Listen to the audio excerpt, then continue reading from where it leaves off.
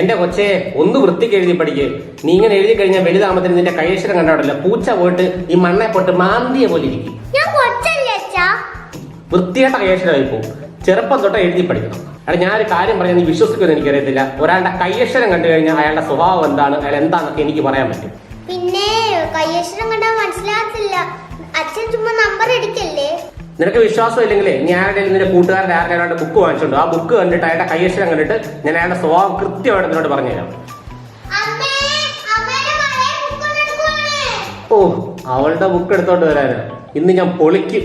ഈ ബുക്ക് നോക്കി അയാളെ പറ്റിയിട്ട് പറയാമോ? എനിക്ക് അയാളുടെ സ്വഭാവം അതാണ് മനസ്സിലാകാനാ.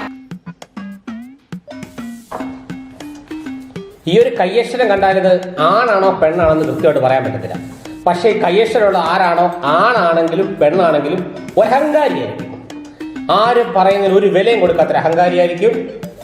തന്നിഷ്ടക്കാരി അല്ലെങ്കിൽ തന്നിഷ്ടക്കാരനായിരിക്കും. ഒരു കഴിവില്ലേലും ഉടുക്കത്ത അഹങ്കാരം ചാടയായിരിക്കും.